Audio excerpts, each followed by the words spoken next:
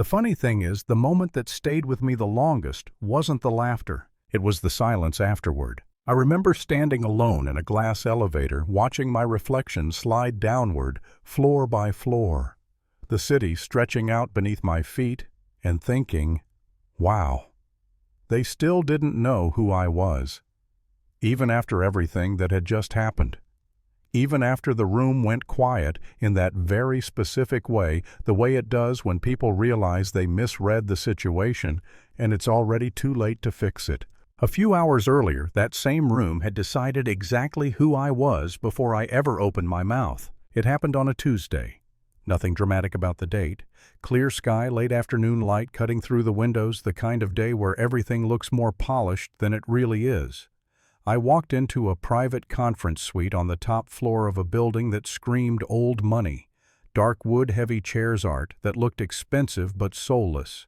The kind of place where people sit up straighter because they've been taught this room matters. I was early. That should have been my first clue. A few people glanced up, then glanced away just as quickly. Not rude, not hostile, just dismissive. Like their eyes had already categorized me and moved on. One guy smiled politely and asked, "Are you here with someone?" Another added almost kindly, "This meeting might get a bit technical." I nodded, smiled back, said nothing. I let them believe whatever made them comfortable. Because I've learned something over the years, if you correct people too fast, they never show you who they really are. But if you stay quiet, if you let them think you don't matter, they relax. And relaxed people tell the truth. They thought I was junior, or tagging along, or maybe a diversity checkbox someone else had brought into the room. I didn't dress flashy. No loud watch, no logo screaming for attention. Just a clean jacket, simple shoes, hair pulled back.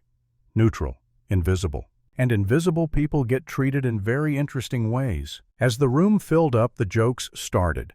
Not aimed at me that would have required acknowledging me, but around me.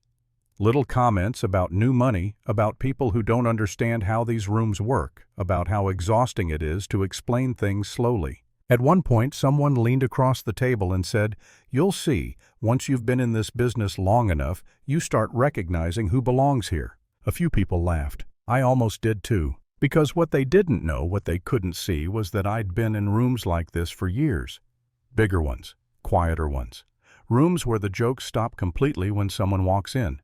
Rooms where decisions get made before lunch and lives get rearranged before dinner. But I didn't say that. I watched instead. There was one person at the table I expected better from. Not because they were kinder, just because they were smarter. We'd spoken before, exchanged emails. I thought at least this one won't play along. But when the tone shifted, when the subtle bullying started, they looked down at their notes, adjusted their pen, chose safety over integrity. That one stung more than the jokes. I'd be lying if I said it didn't get under my skin. It did. There's a specific kind of irritation that comes from being talked over, from watching someone repeat your exact point 5 minutes later and get praised for it. From hearing your questions labeled naive while worse ideas get called bold. I felt it all, the tight jaw, the heat behind the eyes, the urge to remind everyone exactly who they were talking to. But I didn't, because I wasn't there to win an argument. I was there to learn something about them, and they were doing a fantastic job teaching me. About halfway through, the energy shifted. Not because of anything loud, just a question I asked casually, calmly, about a number they'd all accepted without thinking. The room paused. Someone cleared their throat. Another person flipped back a page. No one laughed that time. I asked another question, then another. Same tone, same calm. Still no introductions, still no resume. And slowly, quietly, the room started listening. Not because I demanded it, but because I earned it. You could see the moment it clicked for a few of them. Not who I was, just that they might have been wrong. And for people like that, uncertainty is terrifying. The jokes stopped. The explanations got less patronizing. One guy actually started taking notes when I spoke. That's when I knew the game had changed. I didn't reveal anything. I didn't need to. Power doesn't always announce itself.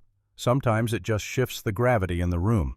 Toward the end, someone tried one last time a half smile, a comment about how it's impressive to see someone so confident so early in their career. I looked at him, not angrily, not smugly, just long enough. And I said one sentence, just one, nothing dramatic, no names, no threats. Just a simple statement of fact, the kind you can't argue with and can't take back once you've heard it. The room went completely still, not awkward still, not confused still, real still. The meeting wrapped up shortly after. Polite, efficient, no one lingered, no one joked.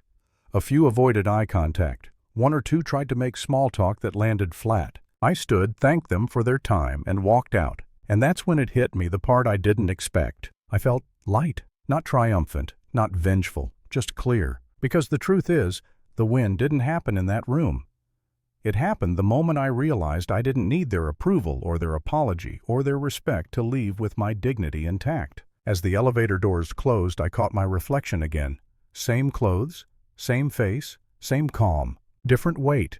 I've replayed that day a lot since then. Not because of the humiliation, but because of what it revealed.